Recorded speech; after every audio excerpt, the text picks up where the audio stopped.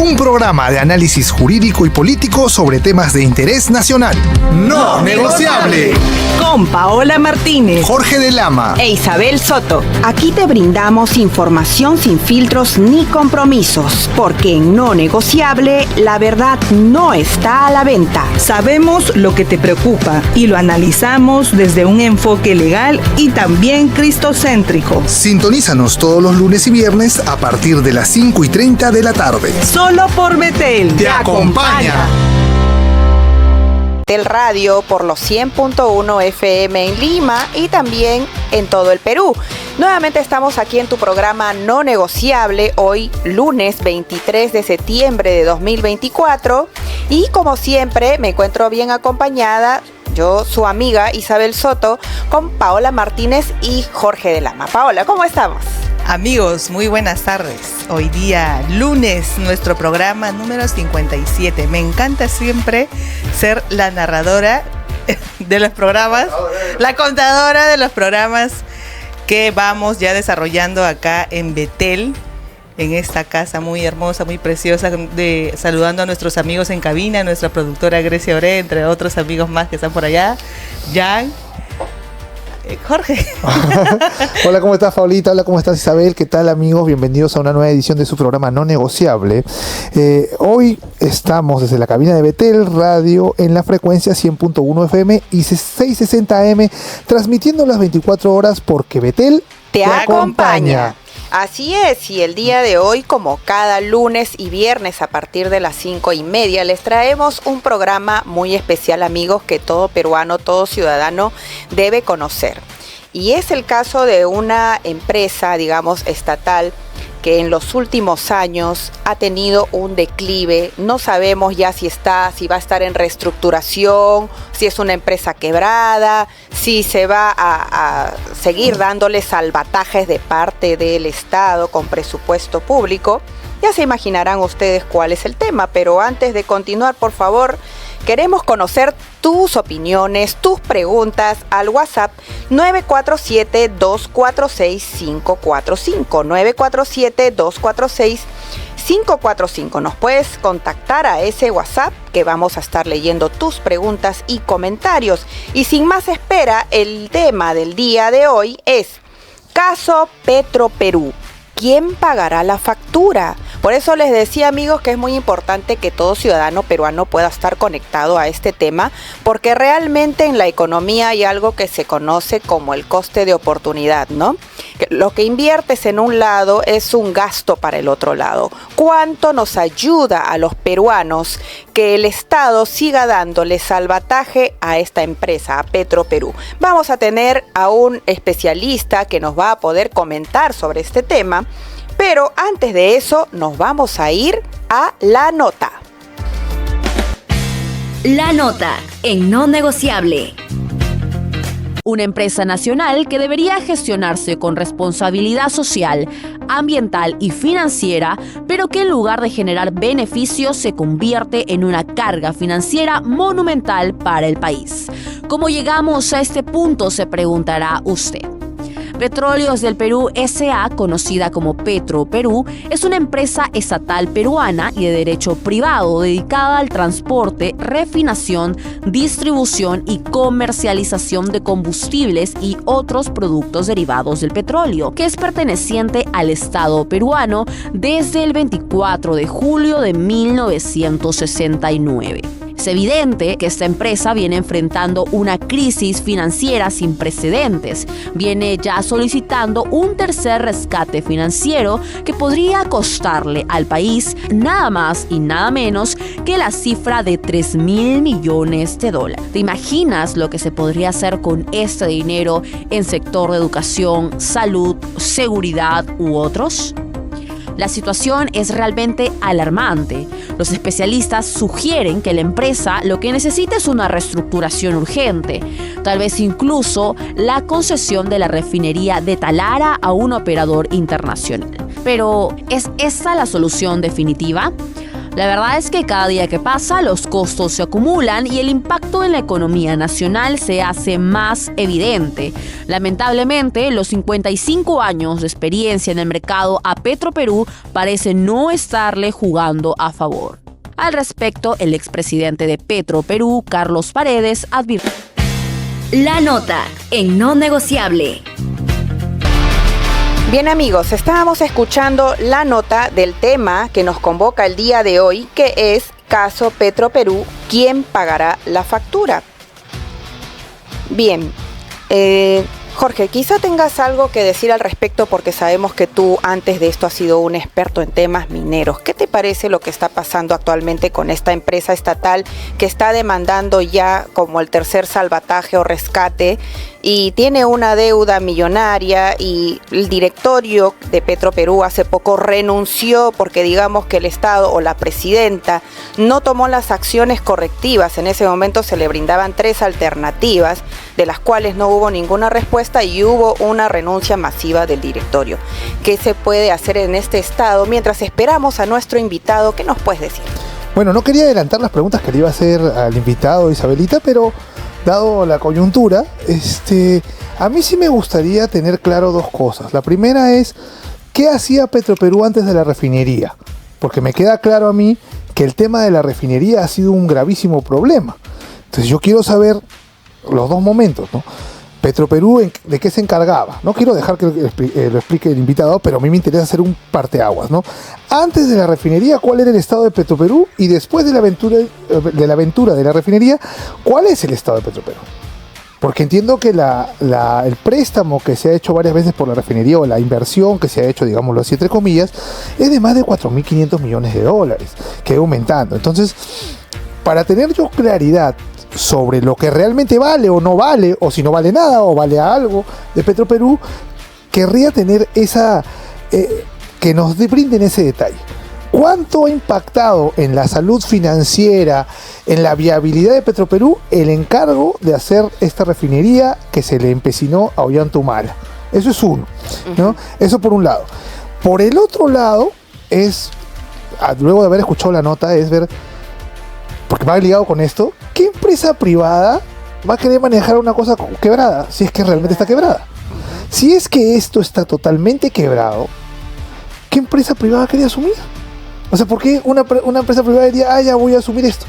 Si se asume, tengamos claro que lo que va a terminar pasando es que la deuda que tiene Petroperú con el Estado peruano la va a tener que condonar el Estado peruano, ¿cierto o no cierto? Así pasó también cuando se privatizaron las empresas en la época de Alberto Fujimori, que había toda una razón de ser para llevar a cabo esto con una mayor rapidez, ¿no? Teníamos una situación muy complicada, no como la de ahora, ¿entiendes? Y lo otro que me pregunto es respecto de esto es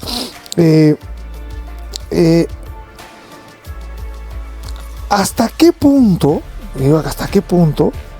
Petroperú cumple funciones diferenciadas y hasta qué punto ha pagado impuestos o ha contribuido con aquellas cosas que sí valen?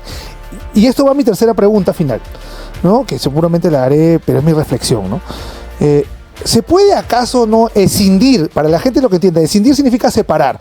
¿Separar una parte mala del negocio y quedarte con la parte buena y la otra parte quebrarla? Se lo digo porque yo he visto casos, el especialista lo verá en temas energéticos, de empresa pública. Yo no he visto empresa pública, pero he visto casos de corporaciones que lo que hacen es escindir, separar la parte mala del negocio y la quiebran, o la liquidan, digamos así. Como por ejemplo, ¿no? Un grupo económico tiene una librería, un restaurante, ¿no? Y un un kiosquito, ¿no?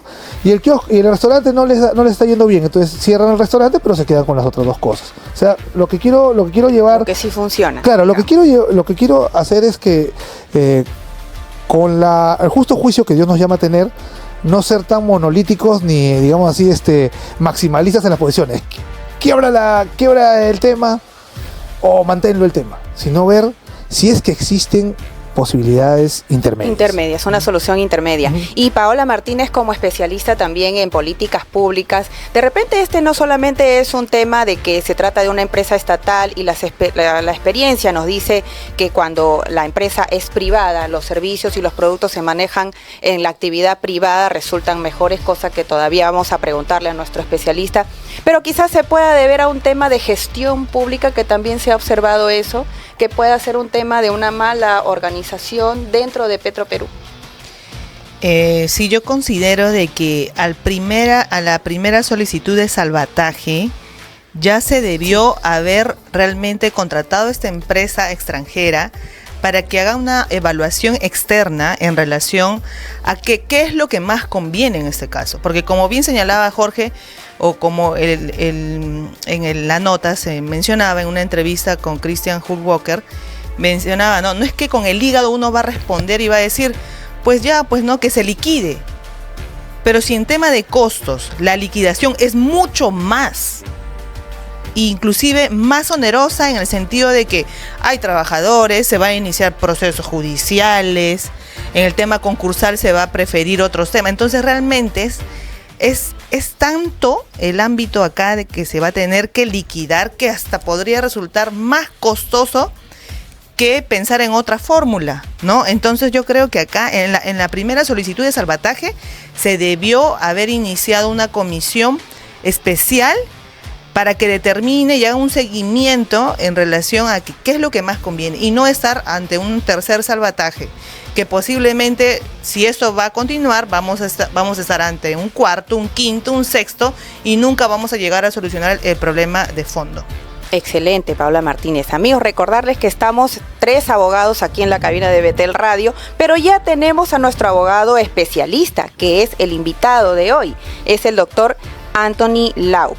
Él es abogado por la Pontificia Universidad Católica del Perú, es magíster en Derecho de la Energía y Regulación por la Universidad de Dundee, Escocia. Él es especialista también en Derecho energético, en lo que tiene que ver con electricidad, gas natural y petróleo, regulación y financiamiento de proyectos de energía, concesiones, privatizaciones, contratos comerciales, así como en Derecho administrativo y minero. Nuestro invitado ha desempeñado además cargos en el sector de energía, entre los que destacan secretario general del Ministerio de Energía y Minas del Perú, gerente legal de Electroperú, director general de Asesoría Jurídica del Ministerio de Energía y Minas y asesor legal del despacho del viceministro de Energía, así como también asesor legal de la Dirección General de Electricidad del Ministerio de Energía y Minas. Así que estamos con un invitado por demás cualificado para poder abordar el tema de hoy. Doctor Anthony Laup, muy buenas tardes. Muy buenas tardes, gracias por la invitación. A usted también las gracias y bienvenido a su programa No Negociable en esta tarde que estamos abordando el tema de Petroperú, ¿quién pagará la factura? Doctor, la primera pregunta que tenemos para usted es, ¿qué ha llevado a Petroperú a esta situación preocupante? O sea, hagamos una línea de tiempo desde que Petroperú existe como una empresa estatal del Estado. ¿Hubo buenos momentos, doctor? ¿Nos puede hacer un resumen, un recuento de esto? ¿Y cómo ha llegado Petroperú hasta la situación en que se encuentra actualmente? Las decisiones siempre han sido políticas en el caso de Petroperú, ¿no? Nunca ha habido una decisión empresarial que haya sido correctamente evaluada, correctamente ponderada, con ratios económicos, con ratios financieros. En realidad, Petroperú, desde que se creó, estuvo pensada como una suerte de herramienta política. Recordemos que cuando se crea fue durante el gobierno militar del general Velasco Alvarado, y en ese momento se decide hacer una mega inversión, que es el famoso oleoducto norperuano, ¿no? Que como sabemos termina siendo una obra faraónica, completamente sobredimensionada para la cantidad de petróleo que el Perú producía en ese entonces, y largamente para lo poco que produce hoy día. Entonces, ya desde sus inicios, Petroperú fue una empresa creada con fines políticos, como repito. Entonces, en realidad, siempre ha sido esa un poco la tendencia. Claro, en un momento dado, Petroperú era la única empresa en el Perú que estaba autorizada a comercializar combustibles en el país. Entonces, sí o sí, todos los peruanos teníamos que comprar la gasolina que producía Petroperú, es decir, era un monopolio estatal. Como sabemos, los monopolios estatales normalmente tienden a funcionar mal, usualmente eliminan de sus análisis todo análisis económico-financiero o económico-comercial, y normalmente se centran en los objetivos políticos del gobierno de turno. En los 90 no fue la excepción, se trató de privatizar, se privatizó cierta parte de Petroperú, pero se dejó viva la famosa refinería de Talara. Es una refinería muy antigua que la construyó inicialmente un grupo americano que extraía petróleo de los famosos yacimientos de La Brea y Pariñas en el noroeste. Entonces estoy hablando de principios de los 1900. Es una refinería, era una refinería muy, muy, muy antigua. Y llegamos con eso un poco al gobierno de Humala, ¿no? Cuando se nos prometía el gas a 12 soles, no sé si usted se acuerda del ex congresista Dahmer que falleció. Así y que salió a prometer que el gobierno de Humala a darnos el gas a 12 soles, cosa que era absolutamente imposible. También nos dijeron que íbamos a incrementar nuestra soberanía energética, no sabemos qué cosa significa eso, ¿no? Y ellos fueron los que decidieron darle trámite a lo que era la modernización de esa antigua refinería. Una modernización que a su refinería hermana, a la gemela, que es la que se vendió a Repsol en los años 90, a Repsol le costó $750 millones. Entonces, los estimados iniciales dictaban que esa refinería iba a costar más o menos lo mismo. Pues bien, 9, 10 años después, sabemos que eso ha terminado costando más de $6.500 millones. Se ha construido una nueva refinería completa, y por supuesto no solamente es una obra que está sobredimensionada, sino que aún no concluye su construcción y puesta en operación comercial. Es decir, han transcurrido 8, 9, 10 años desde que se inicia el proyecto a hoy, todavía no la tenemos lista. Se han invertido más o menos unas 5.5 veces más de lo que originalmente tenía que haber costado, y gran parte de esas inversiones han sido aportadas directamente por el Estado peruano. Y cuando decimos el Estado peruano, decimos por todos y cada uno de los peruanos que pagamos impuestos. Entonces, cuando uno compra, por ejemplo, un tarro de leche, ¿no? Y ese tarro de leche cuesta, digamos, $1, pues sabemos perfectamente que de ese sol de tarro de leche, 18 céntimos son IGB, ahí hay impuestos. Entonces, todos los peruanos, con nuestros impuestos, cuando compramos cualquier cosa, o aquellos que tributamos impuesto a la renta, estamos financiando directamente, no indirectamente, directamente a una empresa como Petroperú, que hoy día tiene una deuda de más de $8.500 millones. Si lo pongo en términos de soles, para que de repente sea más fácil convertir el monto, estamos hablando $8.500 millones de dólares, son más o menos unos 31.450 millones de soles. Wow. Eso es lo que nos está costando Petroperú a todos los peruanos, o lo que nos va a costar a todos los peruanos. Entonces, si uno dice, perfecto, ¿qué podría yo haber hecho con esos 31.000 millones de soles? Pues bien, podría haber hecho tranquilamente 1 o 2 hospitales de primero o segundo nivel en cada una de las regiones del país. Podría haber hecho, por ejemplo, plantas de tratamiento de agua potable en todo el país y elevar el número de población atendida. Podría haber construido una Panamericana norte-sur completita en doble carril sin ningún problema, o podría haber construido la famosa longitudinal de la sierra completita sin ningún problema, y puedo seguir dando cientos de ejemplos. O podría haberle pagado mejor a los policías, o podría haber hecho cientos de comisarías a lo largo de todo el país, hoy que la delincuencia nos acecha a todos. Entonces, el nivel de despilfarro, el nivel de grosero gasto incontrolado en el que nos hemos sumido por una decisión política, por una decisión de la izquierda peruana, lo que nos está costando son 31.000 millones de soles. Y nos va a terminar costando bastante más que eso, me temo, porque no solamente es las deudas que hay que pagar de Petroperú, sino que además hay que seguir alimentando a Petroperú para que pueda vivir, porque claramente este gobierno no ha decidido hacer lo que tendríamos que haber hecho, que es llevarla a un proceso de quiebra y salvataje.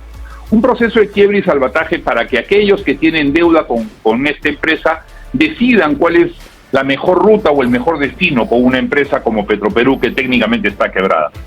El año pasado, solamente el año pasado, Petroperú ha botado más de $1.000 millones, o sea, unos 3.800 millones de soles de pérdida, y en lo que va en el año, ya más o menos va en unos 500 millones de dólares. Es decir, a este ritmo vamos a acabar el año con 1.000 millones más. Es decir, entre el año 2023 y el año 2024, Petroperú va a arrojar pérdidas por 2.000 millones de dólares, o más o menos lo que es lo mismo, unos 7.500 millones de soles. Doctor, gracias por todo este recuento que nos ha hecho. Le saluda Jorge de Lama. ¿Qué tal? Buenas tardes. Quería hacerle quería que me dé unas precisiones. ¿Petroperú solamente se dedica a ver el tema de la refinería? ¿Nada más? No. Bueno, hasta antes del gobierno de Humala solamente se encargaba de efectivamente refinar y vender el producto refinado a lo que se llaman los comercializadores mayoristas. Okay. A partir de Humala se dio una ley que es la 3130, mediante la cual a Petroperú le regala el Estado peruano el famoso lote 192. El famoso lote petrolero 192, que es lo que se conoce como el upstream petrolero, o la parte alta del negocio petrolero, la extracción, era el lote que más producía petróleo en el país, que lo abandona a un privado porque simplemente el Estado peruano le hizo la vida imposible, le devuelve el lote al Estado y el Estado no ve mejor cosa que dárselo a Petroperú. Pero en esa famosa ley, la 3130, se estableció que para que Petroperú ingresase nuevamente a producir petróleo, que es un negocio de altísimo riesgo y de muchísimo dinero, tenía que darse ciertos pasos. Para empezar, tenía que tener una nueva gobernanza corporativa. ¿Qué quiere decir eso?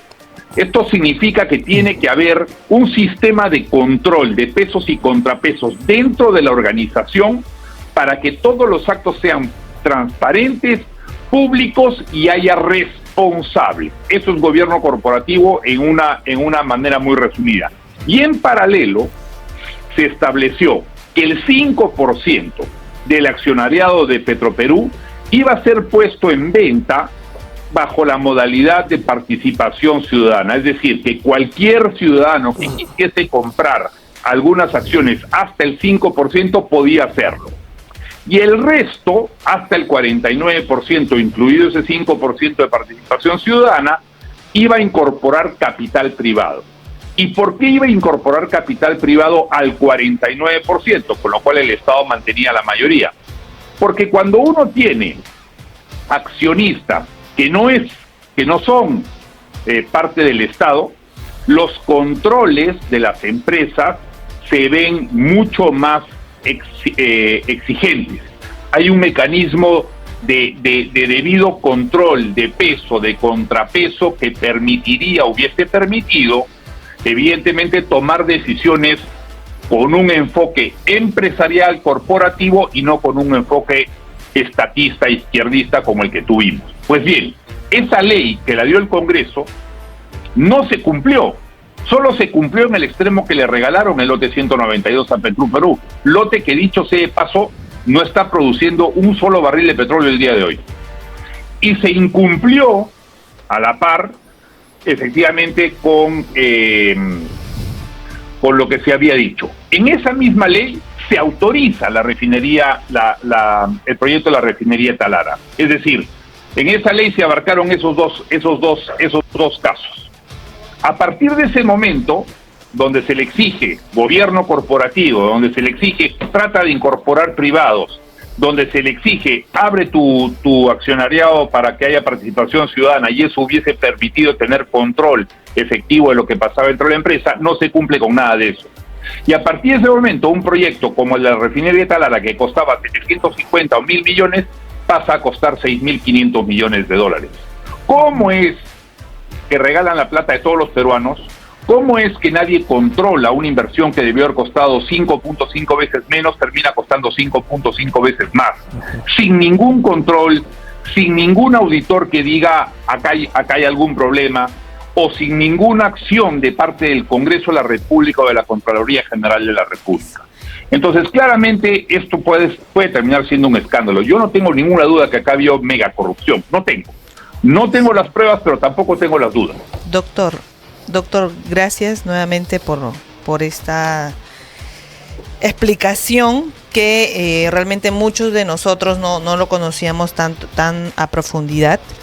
Le habla Paola Martínez y realmente es penoso que para un tema que se necesita realmente tecnicismo, que se necesita un análisis económico real, proyecciones, ¿no? Análisis financieros de esos estados que ya, de hecho, que desde hace muchos años mostraban pues un déficit, mostraban que realmente estaba pasando algo en Petroperú, pero como usted bien ha señalado, lamentablemente eran decisiones políticas de gobierno momentáneas de salvataje y no decisiones correctas, decisiones técnicas que se debían de tomar. Y usted acaba de mencionar algo, que ha habido mucha corrupción y de hecho que seguro hay muchas propuestas de solución en relación a este tema, pero en el caso, por ejemplo, de las responsabilidades que lo acaba de mencionar usted, ¿cuántos gobiernos han estado manteniendo esta situación con pseudo decisiones políticas para mantener a Petroperú, pese que no se venía cumpliendo esta ley 130 y solamente, como bien señalaba, solamente se le otorgó el lote 192, pero de allí la ejecución de cualquier otra disposición no se habría dado?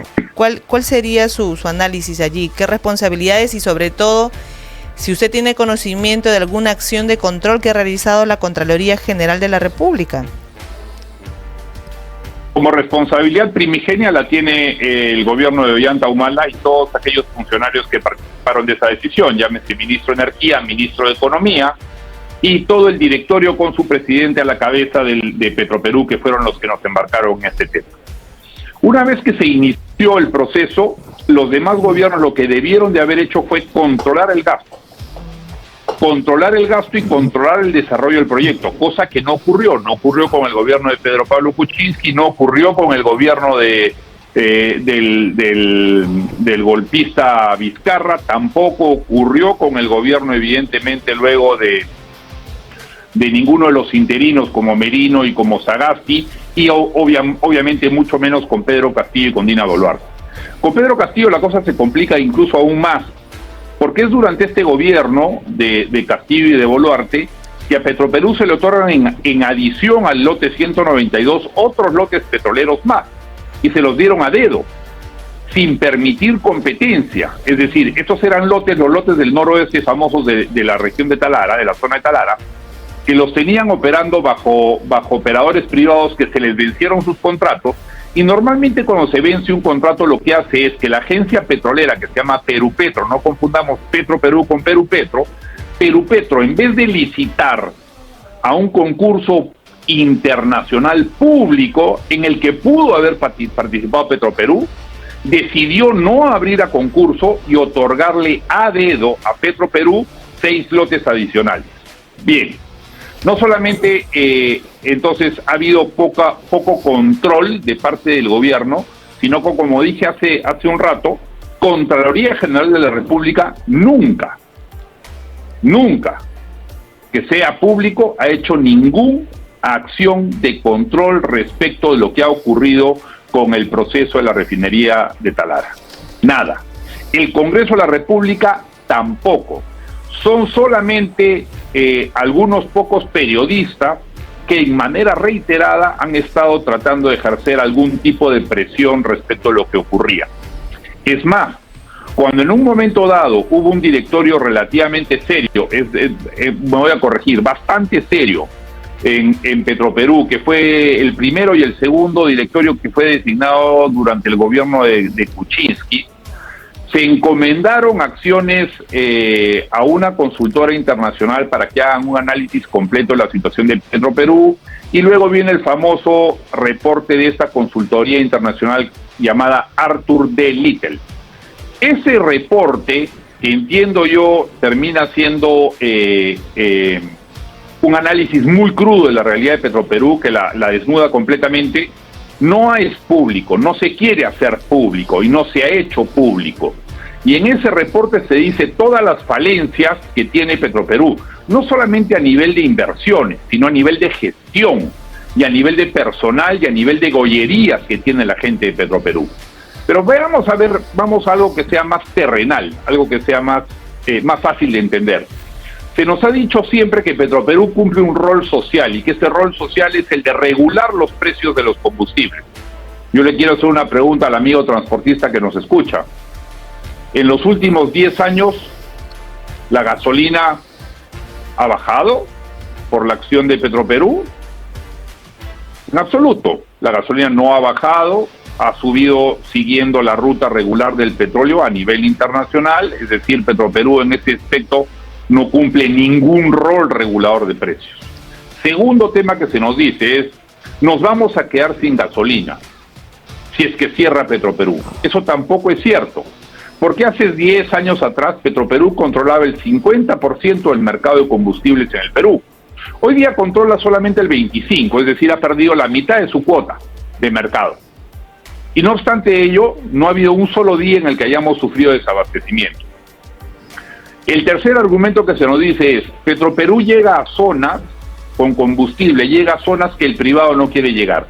Y ese puede ser el único argumento temporalmente cierto.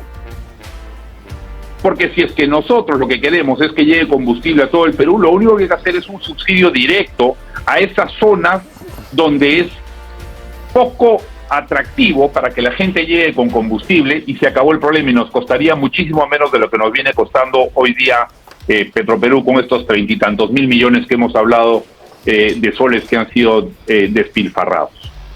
Así es, doctor. Efectivamente, todo lo que nos está comentando es realmente de interés nacional, empezando por aquel informe que dejó aquella consultoría internacional y que no se está considerando, al parecer. Estamos en pierde con Petroperú sosteniendo a esta empresa estatal por muy poco, digamos ya excusas, justificaciones, y como ya sabemos que es como tener un paciente en UCI, ya es una cosa insostenible, doctor, y usted, dada la experiencia, el background que tiene de haber trabajado incluso en el Ministerio de Energía y Minas, además cita el punto de inflexión en el gobierno del señor Humala. Queríamos preguntarle, usted como gestor, digamos, con la experiencia que tiene, ¿cuál sería para usted la solución más viable? ¿Una reestructuración, una disolución? Porque estamos hablando que ya más salvatajes no sería posible, y sería pues una locura poder seguir sosteniendo este elefante blanco de Petroperú. Pero ¿qué nos puede decir? Porque hemos hablado bastante del problema que nos representa de esos 31,000 y pico soles, de millones de soles para el Estado peruano, para el ciudadano. Pero ¿qué cree usted en este estado de cosas que podría ser la solución más viable en el caso Petroperú? A ver, lo voy a poner en términos médicos. Cuando uno tiene un tumor o tiene una gangrena en el dedo del pie, la solución no es seguirle echando agua oxigenada, la solución no es seguirle echando algún tipo de medicación. Cuando ya el pie está gangrenado, hay que cortarlo. Cuando el tumor ya creció, hay que extirparlo. Entonces, esa debería ser la decisión correcta. Pero vamos a ser un poco políticos. Y entendiendo que políticamente es poco viable que este gobierno decida por lo que debería ser, que es enviar al proceso de quiebras, al proceso concursal a Petroperú, para que sean los acreedores los que decidan qué hacer con esta empresa, es decir, todos los que se les adeuda. Lo correcto debería ser un poco lo que propuso el directorio de este señor Stark, que tuvo que renunciar porque a la presidenta Boluarte no le gustó que le dijeran la verdad. Y eso pasa evidentemente por conseguir una gestión, es decir, concesionar toda la gerencia, todo el proceso de toma de decisiones en una empresa especializada en resolver empresas en estado crítico como Petroperú. Hecho ello, obviamente van a tener que cortar muchísimos gastos que hoy día son innecesarios, van a tener que desprenderse de activos que no son relevantes, y una vez que se le pueda dar la vuelta con una gestión correcta, ordenada, supervisada y transparente, recién ahí, una vez que le hayamos devuelto valor a la empresa, pensar en venderla. Pero doctor, una consulta, ¿cómo le vamos a dar valor a una empresa si estamos hablando, o sea, bueno, estamos en un mundo de que tenemos unos buenos deseos, ¿no? Obviamente, pero después de todo el diagnóstico que se ha contado, ¿qué valor le van a dar a una empresa? Uno, tiene una refinería que está así, o sea, te tendría en primer lugar que deshacer de esa refinería,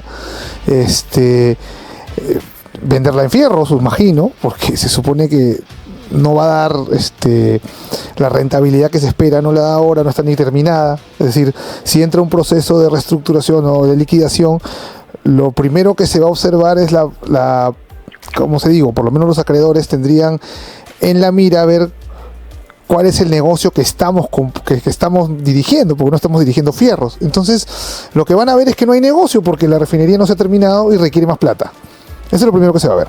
Luego se va a ver si es que de la realización de los activos que tienen, casas, clubes y todo un montón de cosas que tienen, puede salir de la realización de la venta alguna inyección de capital para esas cosas, o iría para el pago de los acreedores, ¿no? Que el principal acreedor serían los trabajadores, que también tienen un sindicato que también, según lo que me cuentan, problematiza algunas cosas en Petroperú. Entonces, ante una situación como esa, yo veo un proceso concursal larguísimo, bastante largo y bastante complicado. Es decir, ¿qué de rentable tiene Petroperú? Y dentro de eso quiero hacerle una consulta. Los otorgamientos de los lotes que usted ha mencionado son otorgamientos por medio de contratos, creo que tengo entendido, usted corríjame, pero eso significa que la titularidad sigue siendo del Estado peruano, ¿no? Es decir, no pasan a ser parte de los activos que va a poder realizar en todo caso la junta de acreedores o tenerlos como propios para la venta, ¿verdad? Solo esos dos temas para tener claro más o menos la perspectiva hacia dónde vamos. A ver, los activos no esenciales, que es un poco la última pregunta, en realidad lo que se estima que se podría obtener por esos activos son algo así entre 180 y 200 millones de dólares. Ya. Para efecto práctico versus lo que se debe es nada. Nada, pues. ¿Ok? Pero es una señal al mercado correcta donde se le dice, ok, una empresa que está en situación sumamente complicada se está deshaciendo de ciertos activos porque está mostrando que tiene intención de corregir aquello que ha estado mal durante muchísimo tiempo. Punto uno. Entonces, como señal hacia el pueblo peruano, como señal al contribuyente y al resto de inversionistas en el Perú, es una muy buena señal porque quiere decir que el Estado dice, no voy a seguir malgastando dinero, voy a tratar de recuperar todo lo que pueda. Ahora bien, enfoquémonos en la refinería.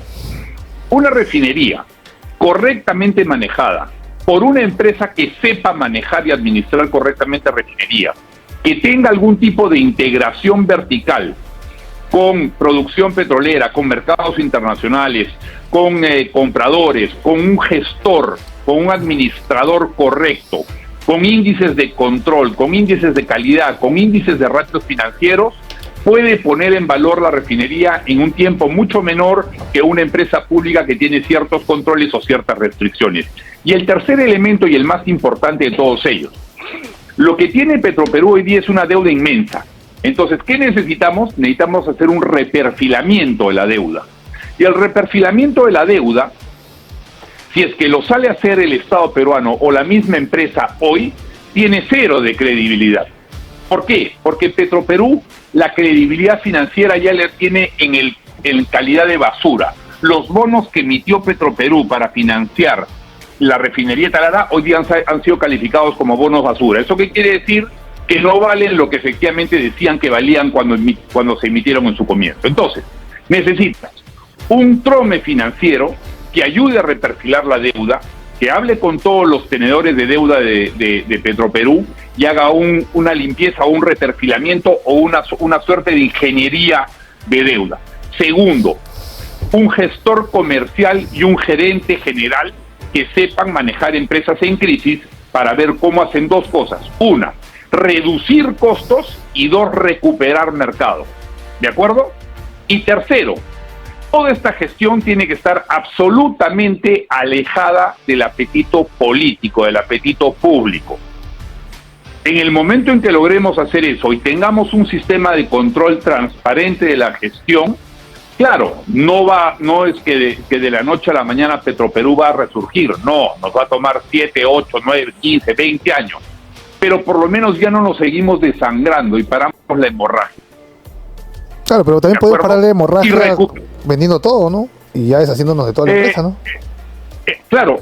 Porque lo otro lo veo más complicado, porque es asegurarnos un horizonte de 20 años de que una empresa le va a ir bien. Y eso no existe en el mercado. Lo que ocurre es que si la vendemos hoy día es negativo el valor. Claro, obvio. ¿De acuerdo?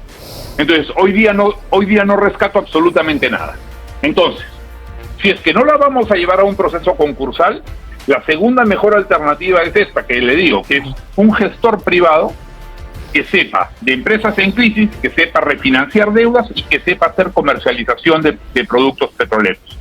Eso es la segunda mejor opción. Ojo, ninguna de las opciones que tenemos al frente es la mejor. Claro. Lo mejor hubiese sido que en el 90 se venda todo. ¿Ok? No se hizo. Perfecto, ya tenemos el problema. ¿Cómo hacemos que el problema, en vez de que siga creciendo, lo achiquemos lo más que podamos y minimicemos pérdidas? No nos vamos a ir limpios. Ya nos metieron la mano al bolsillo. La pregunta es, ¿prefiero que me sigan robando plata o hago que ya lo que me robaron y trato de recuperar aquello que pueda? Sí. Ese es el escenario en el que estamos. Sí, doctor Anthony, justo nos acaban de escribir al WhatsApp del programa, nos mandan saludos y dice, quisiera saber quién, refiriendo justamente al tema de la profesionalización, dice Eduardo Arone, durante la nota el expresidente de Petroperú menciona que no tienen gente de primer nivel, es decir, han estado gestionando gente que no tenía el perfil o la experiencia. Dado que hay esa creencia que la gente que trabaja en el Estado no tiene la capacidad ni el nivel de alta gerencia. Doctor Anthony, usted con los años de experiencia y seguimiento que también por los años que tiene en esta materia, ¿usted cómo ha visto, digamos, el análisis de la gerencia de Petroperú? ¿Se ha contado con los profesionales adecuados o no? Justamente porque ahora inclusive está siendo difícil encontrar aparte del directorio, ¿no?, de Petroperú, pero ¿cómo ha estado gestionándose durante todos estos años? Durante los años 90, cuando se estaba preparando Petroperú para ser privatizada, se contó con 3 o 4 personas claves dentro de Petroperú que pusieron en orden la casa y lo hicieron correctamente bien. Eran profesionales peruanos de muy buen nivel, honestos y sobre todo capaces. Pues bien, sabemos perfectamente que luego la degradación profesional en el Estado ha ido a pasos agigantados. Si es que hacemos un recuento de los últimos 3-4 años, lo que hemos visto como miembros del directorio y como gerentes generales de Petroperú simplemente ha sido un desastre. Y esa es la realidad. Igual ocurrió en épocas anteriores, arrancando desde Humala o incluso un poco antes hasta hoy. Es decir, se ha perdido calidad profesional no solo en Petroperú, en todas las instancias estatales, en todos los estamentos estatales.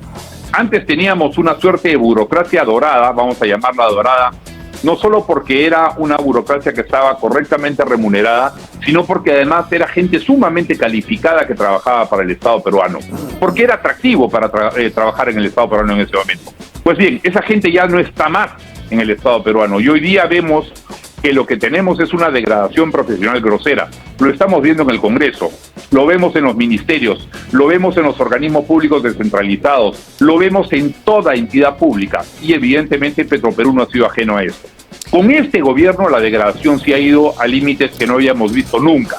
Recordemos el caso de este que fue presidente del directorio, que se llama Hugo Chávez, como en el infortunado caso del ex dictador Hugo Chávez, que hizo absolutamente todo para hacer negocios poco transparentes y poco claros. Recordemos, si no, el famoso caso de la compra del biodiesel con este señor Abudayé, creo que era el nombre, si la memoria no me falla, donde se asignó literalmente a dedo, 2 veces, no una, 2 veces a la empresa de este señor. Era un contrato relativamente chico, de $160 millones. Digo relativamente porque en términos de petróleo, un contrato de $160 millones es chico, pero en términos absolutos es un contrato inmenso. Pues bien, ese contrato, que sabemos que fue amañado, nunca fue cumplido, y Petroperú, por ejemplo, nunca ejecutó las fianzas a esta empresa que incumplió el contrato. Y sabíamos que ahí hubo corrupción, como en efecto hay una serie de reportes, si la memoria me falla, también de Panorama. Panorama hizo una revisión exhaustiva del caso y no pasó nunca nada. Entonces, sí tenemos un problema de personal, sí tenemos un problema de injerencia política. Si es que estamos hablando de unos 8.500 millones de dólares que le hemos dado a Petroperú, imaginen ustedes cuánto político come de eso. Y ahí está su respuesta. Bien, doctor, efectivamente, usted nos ha dicho que en realidad Petroperú es una empresa estatal que desde los 90 en realidad ya no debió existir, pero ya que ha existido a lo largo de los años, ha presentado muchos problemas hasta el punto que tiene una deuda insostenible y se está proponiendo pues en la actualidad, o al menos hemos escuchado lo que usted propone, y espero que el Ejecutivo o las personas que toman decisiones puedan escucharlo, ¿no? Porque como bien dijo, antes de poder siquiera deshacerse de Petroperú habría que reestructurarla, o si es que no se va por lo concursal, buscar esta empresa internacional que pueda, digamos, poner en orden un poco la casa antes de pasar a ese nivel de deshacerse de Petroperú. Pero es importante lo que menciona acerca de la gestión pública, de los funcionarios que han llevado a cabo, digamos, el liderazgo dentro de Petroperú, porque usted nos comentaba de que no tiene las pruebas, pero sí sospechas de que en Petroperú ha habido una mega corrupción, y justamente ha citado nombres que han salido en reportajes dominicales, personas indicadas de hacer sus negociados, ¿verdad? Pero queríamos preguntarle en líneas generales.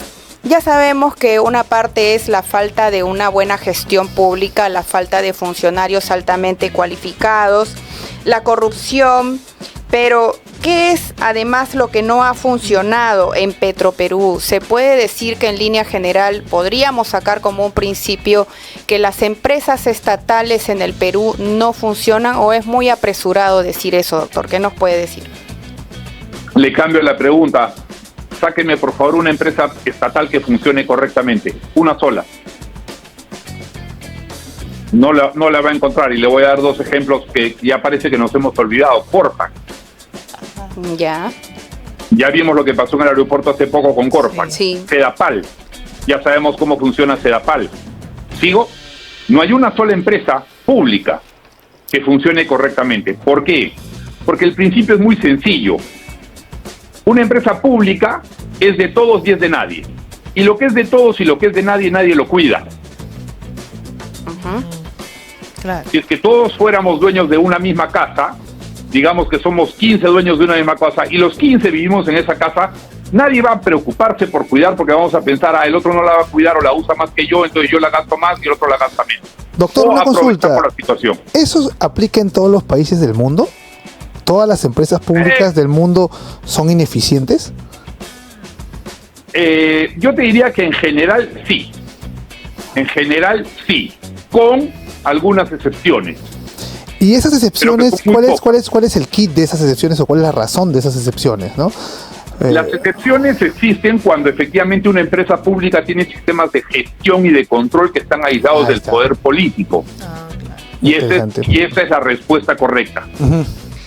Toda aquella empresa pública que no tiene un sistema de respuesta y un sistema de gestión y de transparencia, y sobre todo de responsabilidad asignada, tiende a fracasar. Claro. Y ahí me ponen como ejemplo, por ejemplo, el caso de Pemex. Pemex es la empresa petrolera mexicana. Pemex es una empresa que está quebrada hace más de 20 años, pero sigue funcionando. ¿Por qué? Porque el Estado peruano la mantiene, el Estado mexicano la mantiene viva. PDVSA, la gran empresa venezolana. La gran empresa venezolana PDVSA está quebrada, técnicamente quebrada, empresa estatal. Ecopetrol, algunos me ponen Ecopetrol como ejemplo, que es la empresa petrolera colombiana. Ecopetrol tiene sus más y sus menos, y últimamente tiene menos que más. Pero Ecopetrol se maneja más o menos de manera equilibrada por dos razones. La primera, porque tiene gobierno corporativo, y la segunda, porque incorporó capital privado.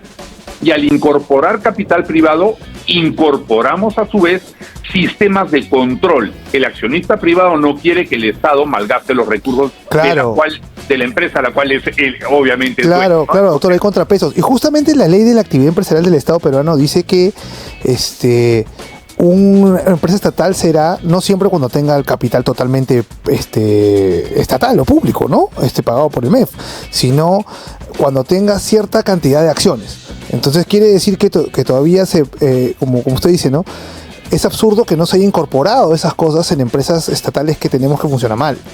Porque siendo la ley de actividad empresarial del Estado aquella que dice que mientras el Estado tenga una posición mayoritaria o no minoritaria, está haciendo actividad empresarial, el Estado tranquilamente podría haber participado teniendo esos contrapesos, esos seguros, y no lo que ha hecho con Petroperú, porque en realidad lo que yo he visto, o lo que estoy viendo es que si no hay necesidad de cumplir, de tener buenos resultados, entonces ¿cuál es el incentivo para trabajar de la manera correcta? No, porque yo veo, ¿no? Si Petroperú pide plata, bueno, ya perdemos plata, hay que pedir al Estado que nos vuelva a dar. No tenemos ni siquiera la obligación ni el incentivo para tener resultados positivos en la gestión de una empresa. Y eso en cualquier lugar termina haciendo o ocurriendo haciendo que pase lo que está pasando ahorita con Petroperú. Así es. Doctora Antonila, una última consulta en relación a la propuesta de solución para ver el caso de Petroperú. ¿Cuál cree que usted sería el marco legal? ¿Cuáles serían las disposiciones urgentes que se tendrían que emitir considerando la propuesta suya, ¿no? De traer estos gerentes especiales, ¿no? Gerente general, comercial. Bueno, en realidad creo que lo ideal sería sacar una ley que reconozca la situación actual de Petroperú, que la declare en situación de emergencia y que esa ley otorgue facultades para que el directorio de Petroperú efectivamente sea un directorio que tenga, por ejemplo, el manejo que tiene el Banco Central de Reserva. Claro.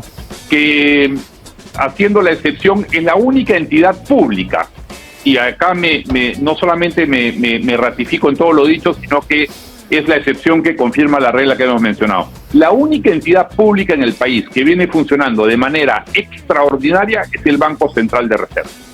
Entonces, copiemos aquello que hemos hecho en el Banco Central de Reserva, es decir, que los directores del Banco Central de Reserva sean designados por sus cualidades y que su plazo vaya más allá del plazo que coincide con el gobierno de turno, con lo cual evitamos la captura política de un directorio que tiene que ser técnico. Segundo, en esa ley, evidentemente, tiene que salir por lo menos la mitad del personal de Petroperú. Hay que sacar personal por lo menos a la mitad, que salgan. Tercero, que la gerencia general efectivamente sea concesionada. Concesionamos la gerencia general a aquel que tenga las mejores cualificaciones técnicas. Punto. Y el que nos ofrezca un plan de rescate que sea el más pronto y el más real.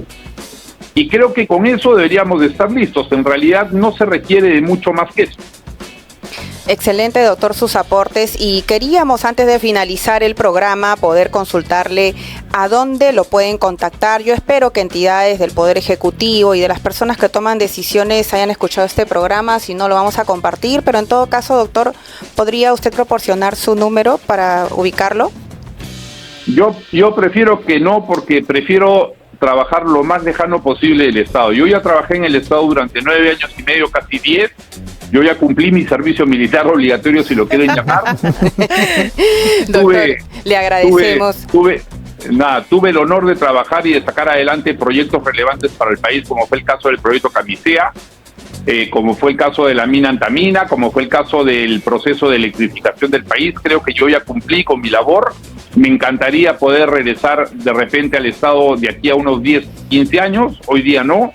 yo vivo enfocado en lo que es mi actividad privada y prefiero mantenerme ahí. Yo les agradezco mucho. Doctor, le agradecemos más bien a usted y sé que desde donde está, en su actividad privada, de todas maneras, está contribuyendo con el país. A nosotros nos ha ilustrado muchísimo y esperamos contar con usted en una próxima oportunidad. Doctor Anthony Lau, muchas gracias doctor, por muchas estar gracias, con nosotros. que tenga buen día, doctor. Gracias. Gracias. Encantadísimo, muy amable a ustedes. Gracias. Muchas gracias. Bien, amigos, ha estado con nosotros el doctor Anthony Lau, abogado por la PUC, magíster en Energía y Minas.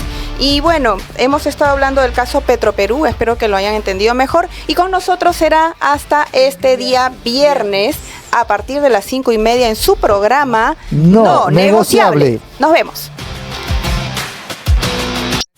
Hemos presentado No Negociable. Sintonízanos los lunes Negociable. Con Paola Martínez Jorge de Lama. E Isabel Soto. Aquí te brindamos información sin filtros ni compromisos, porque en No Negociable la verdad no está a la venta. Sabemos lo que te preocupa y lo analizamos desde un enfoque legal y también cristocéntrico. Sintonízanos todos los lunes y viernes a partir de las 5:30 de la tarde. Solo por Betel. Te acompaña.